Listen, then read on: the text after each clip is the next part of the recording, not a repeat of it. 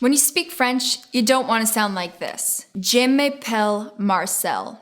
Je parle français. And when you speak Spanish, you want to use the sounds that are in the Spanish language, not sounds that are in English. Me gusta hablar español.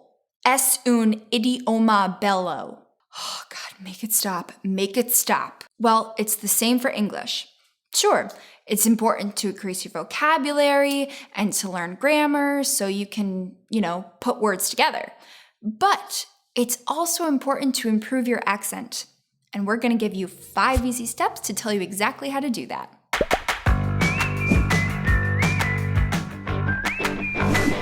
Step number 1. What's your problem? No, what are your biggest pronunciation problems? Before you can fix the problems, you have to know what they are. This is a personal thing. This Brazilian guy needs to work on different sounds from this Japanese woman, or this Hindi speaker, or this French lady. But there are some sounds that are especially problematic for lots of people. Almost everyone has trouble with the R sound in English. What's another common problem? Oh, this, that, and the other. Yes, it's the TH sound. Or should I say sounds, because there's 2 of them, th and th. Another area worth looking at is vowels. English has a lot of them, but some languages don't. If English has a lot more vowel sounds than you have in your native language, you might have trouble hearing some of the little vowel differences, and pronouncing them too. It's a good idea to look at your own language and see what sounds English has that are hard for speakers of your language to make. Come to our website, and you can find a list that will help you. And it's on to step 2. Focus on one sound for a week. You know how it is when you try to do too many things at once and in the end you get nothing done? It's the same with improving your accent. If you try to fix your R and your A and your W's and it's gonna be hard to improve. But if you choose one thing at a time and work on it, you'll see progress. So pick one sound and start by learning how to pronounce it correctly. How can you learn? Well, there's a few options. You can read a book that shows you how to hold your mouth to form the sounds. But pronunciation is a little hard to learn from a book. Here's a better idea. Videos on pronunciation are better than books because you can see how the mouth moves and you can hear how the sound is pronounced properly.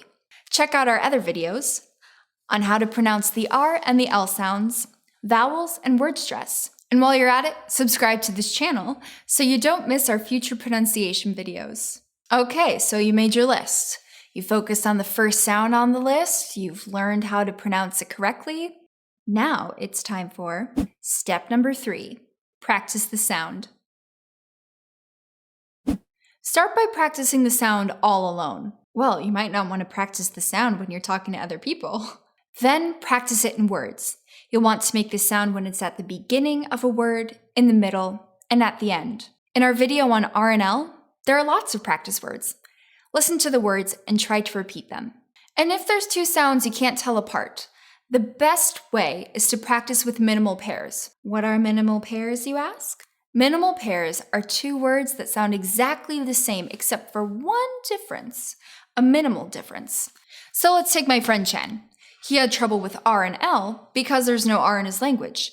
He practices with minimal pairs, like these. Spelling isn't important. Red has 3 letters and lead has 4, but they sound the same, except for the R and the L. If you focus on just one sound for a week and practice regularly, you'll learn how to make the sounds. Now it's time for step number 4, practicing the sound in a passage. A great way to do this is to use the Voice of America Learning English website. Here's what you do. Click on an interesting article. Read a few sentences of the article. Record yourself reading the article. What sound are you working on this week? Pay special attention to that sound, don't forget. Here comes the hard part. Listen to yourself reading the passage. Yes, no one likes to hear their own voice. And then click the audio button to hear the same sentences. If you didn't like the way you sounded, do it again until you're happy with it. So, what were our steps? Make a list of sounds you need to improve and learn to pronounce it correctly. Practice pronouncing that sound alone in words and minimal pairs.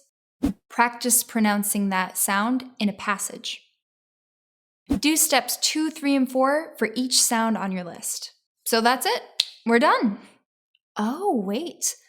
I promised you 5 steps and I only gave you 4. So, here we go. Step number 5.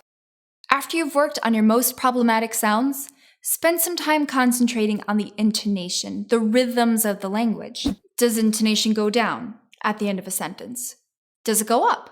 What parts of the sentence are emphasized?